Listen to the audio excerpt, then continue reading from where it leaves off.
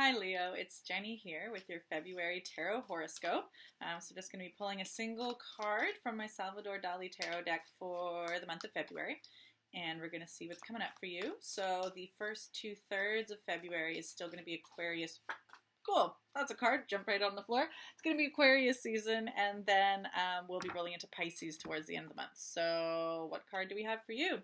We have the Devil reversed. There's been a lot of major arcana cards this month. Okay, here we go. So here's the Devil, and this is the way he looks, the right way up. So we have this figure here, kind of hermaphroditic with this big long mane here, and they're kind of like stepping off this cliff here with this scepter and a butterfly, and there's these arms reaching out. They could be like trying to pull him back, they could be throwing him off the cliff, kind of hard to say, and lots of kind of blue background there, and this is the way it looked upside down. So I'm just gonna grab the book here and see what the Devil has for us today. Okay, the Devil. Creative tampering with taboo. The card depicts a hermaphrodite figure with a wild mane, a horned head, and a further horn on one knee, holding a flute or a wand in its hand and bouncing off some kind of pedestal. Two black arms release the figure or try to grab at it. This card appears strange at first glance, but it cleverly avoids a stereotypical portrayal of the Devil. So we are able to ask, what meaning does the Devil have for us today? Each and every human being brings something new into the world, but we all have certain qualities and peculiarities that do not fit into the present framework. Every human being continues the story of creation, and therefore is bound eventually to enter the realm of taboo. The Devil card clearly indicates that some kind of taboo has been violated. What was implicit now becomes visible. This can be used to your advantage because you can now take on the task of openly dealing with taboos, affirming meaningful ones, and getting rid of others that are senseless. Don't be put off by the bully. This is your chance to break some old horns. On the one hand, the Devil represents a vampire and a real burden and vexation. No wonder we are afraid, yet this is our opportunity to rid ourselves of the darkness that we have finally recognized for what it is. On the other hand, the Devil represents the Prodigal Son, that part of us that we have always tended to deny and neglect, although we secretly and rightfully long for it. Now is the time to bring the Prodigal Son home. Practical advice. Once you have shed light onto the darkness, the vampire will turn to dust, and the hidden will take on shape and color as it emerges. Dare to face the unknown and observe it closely until you can decide how much of it to use and what to discard. Okay, so here we go. One of my favorite topics, taboos. So taboo is such an interesting concept, and it kind of brings up this story of the creation story in the biblical worldview, which involves this sort of like this consuming of this taboo, this eating of the fruit that is not allowed. That there's some sort of rule that says this is something that you cannot do it, and then there's this. The Devil comes in. It's like, well, what if we broke through the taboo? What if we did it anyway? What would happen? And we, there's this expectation culturally when if we are approaching taboos or the rules or the things that we just don't talk about, we just don't do it. Taboo is sort of like gone past a rational explanation for why we don't do it anymore. If it's in the realm of taboo, we can't even talk about it. It's just that hush-hush thing we're never allowed to do anymore. And so when you bring it up, people get so emotional, get angry, get afraid, either want to cut themselves away from you to not be tainted. Like it becomes there's this feeling of yuckiness or taint or danger that comes up when people approach something that has the status of taboo. And it looks like that's what you're doing this month, or that's something that's coming up for you. Either you are the one kind of broaching into the realm of taboo, or you or other people around you are kind of bringing that to light, and you have an opportunity to face it, and maybe you don't want to. Maybe you're still kind of in with the camp of culture or conditioning or fear, or whichever it is just like, no, I can't approach this. Maybe you are struggling to look at taboo, and there's often that kind of contradiction in yourself, which is what is the thing that you you have been repressing for yourself, that you have said that you can't face, that you have said, no, we just cannot go there. But it brings itself up, and it's presenting itself, and it's wanting to be seen, and it's wanting to be tasted, and it feels like something is tempting you to approach it anyway. And then you get the choice point. You get to decide what it is that you're going to do. How are you going to play out this kind of creation story? What are you going to create? Whether by saying, no, I'm still not going to approach this taboo, or whether you consume it. And there's sort of a hint here right at the end, which is that this option isn't necessarily super binary. Like this phrase of dare to face the unknown, observe it closely until you can decide how much of it to use and what to discard. This isn't a choice of shut it down, never look at it, keep the taboo on, it was there for a reason, we cannot go there, or I'm just going to stuff my face with it. I'm going to dive in it, and I'm going to say, F tradition, whatever reason this was here, there can be no good reason for it anymore. I'm just going to just dive in it and fully consume it, no matter what the consequences. That doesn't have to be the case either. You can opt to lift the lid on that repression and say, what is in here? What were we not allowed to see? And say, oh, I can see this is complex. Actually, maybe we need to let it breathe, but I also need to understand there's some healthy boundaries, or that this is only really something that should be approached at certain times, or wow, yeah, I can see how maybe the concept of taboo is one of those things that you have to be ready for it, and you have to earn and grow into the capacity and the wisdom to handle it. So the taboo is maybe just for the uninitiated and for the young, to say that no, you just aren't allowed to do that yet. You need to prove your ability to handle it in a way that isn't going to harm you or others. And then you get to look at it and say, okay, am I ready for this? Do I still need an initiation? Do I perhaps need a mentor still? Or can I start to take this maybe in little bites? And that's one of the ways that sometimes that binary or simplistic, or the fear of very real danger of what happens if somebody who is unprepared for the risk of what can happen with the taboo, or unskilled, gets their hands on it, bad things can happen. And so as a rule, a kind of general rule gets put down that says nobody should do it, to try to make sure that the ones who can't do it well, or the ones who will cause harm, just don't get anywhere near it.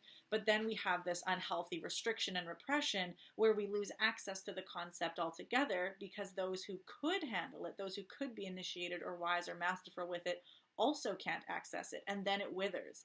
And then we either lose this richness, or we start to have this feeling of being lied to, or this feeling of something missing, or even that those who in very good conscientiousness said let's not touch that, start to be looked at as liars, or as people that are hiding things from us, and then we distrust everything they've said. So there's this whole very large kind of avenue of gray, and it requires a lot of discernment, but also non-reactivity, to look at all sides of the picture, not just at the taboo, and to try to not be disgusted by it, but also not to turn in rage at those who made it taboo and that locked it away in the box, and say, how could you hide this from me?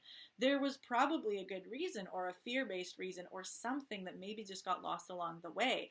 And so we want to not be reactive in either way. We want to learn how to integrate things comfortably, and like try to believe that nobody was absolutely trying to be dastardly. That a lot of the time things, good or bad, happen not because any one person was trying to be evil about it, but just different viewpoints, or different fears, or different perceptions get added up, and time goes by, and then we kind of lose that thread of connection. So approaching things with curiosity, both curiosity of that for which is hidden, but also curiosity of the motives of the people who may have kind of closed things down, just helps not be so reactive, not be so aggressive in anger or fear. So that is sort of what I'm feeling for this first chunk, when we're still in Aquarius season, which is really all about opening up boxes in a different way. Like there's a similarity in some ways with the Aquarius energy and the Scorpio energy.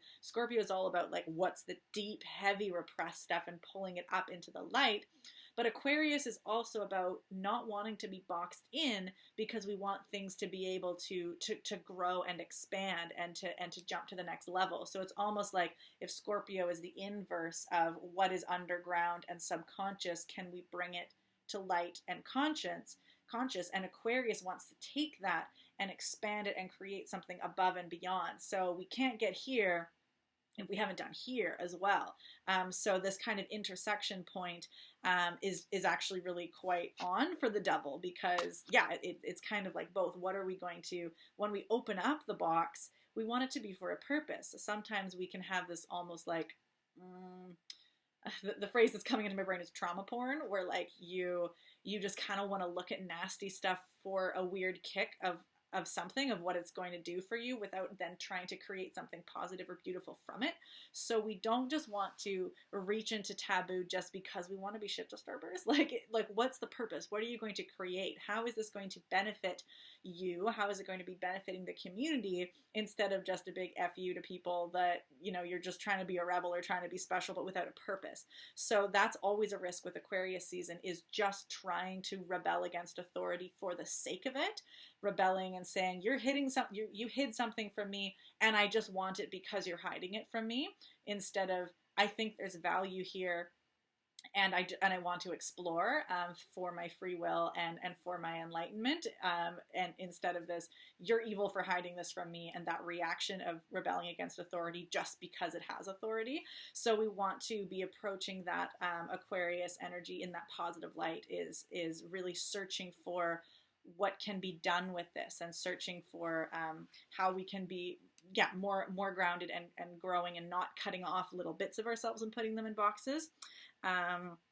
So yeah, that requires some discernment, and discernment is best done not from a heightened place, not from a reactive place. If we are in that fight or flight stage, it's very hard to A, be rational, and B, be intuitive, because all you're listening to is your survival brain that is just saying, get me out of danger, kill the bad guy. I just like it. It's not really thinking about others beyond yourself. And Aquarius season, really, Aquarius is thinking about the community, is thinking about friendship, community, and how it can support others, coming from a place of personal sovereignty and freedom in order to achieve that for everybody. And then towards the end of the month anyway, when we get to Pisces season, Pisces is all about really dissolving the boundaries between me and you, and seeing us all in context as one organism, one ecosystem, where we have responsibilities to each other, instead of just demanding that I, as an individual, have my rights and freedoms.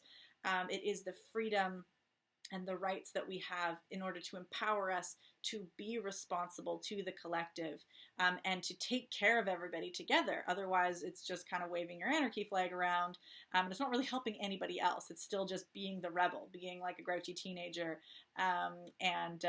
sort of just rebelling, and I want to eat the fruit of the temptation because I was told not to, instead of because I want to know what I can learn. There's the act itself has a neutrality to it. It's what are you coming towards? What if you're coming to this taboo and you want to consume of this concept, like it's all about the motivations to it, that's going to then fuel how you're going to take it. So I'm going to see what else, because I could go all day about this, so I'm going to try to pare it back down here.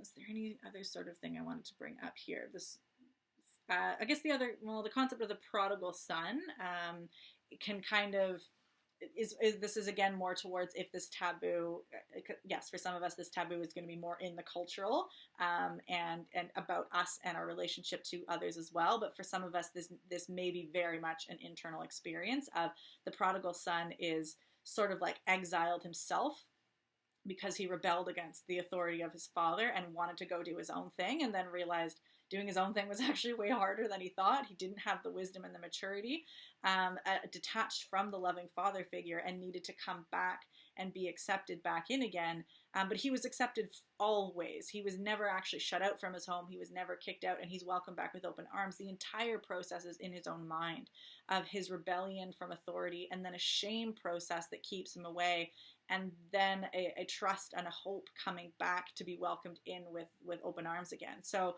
looking into yourself and thinking, okay, what parts of you have rebelled thinking you knew better, what parts of you might be stuck in a shame cycle that says, well, I'm committed now because I could never go back after what I've done.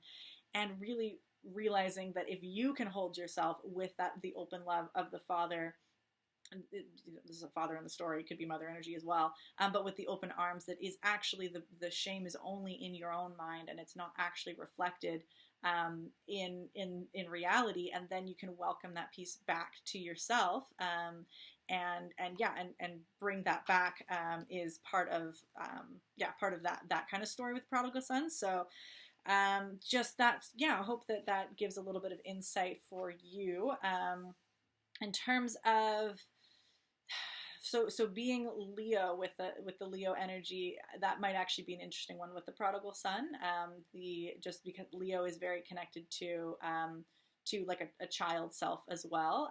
This sort of wanting to create, wanting to be seen, and is actually the inverse, the polarized sign to Aquarius. So this being Aquarius season to start is polarized to your Leo energy anyway. So a lot of the Leo is being the center, and being and enjoying and receiving the focus of others, and that healthy ego of being seen and shining your light and your gifts to others, and receiving and being in this receiving energy. But Aquarius is about taking those gifts, building them to the next level, and giving them back to others. So Aquarius and Leo complete this reciprocal relationship of being fed, being seen, being given the energy from the audience to the Leo, who then can grow up and bring this Aquarius energy and feed it back into the community. And then there's this healthy give and take.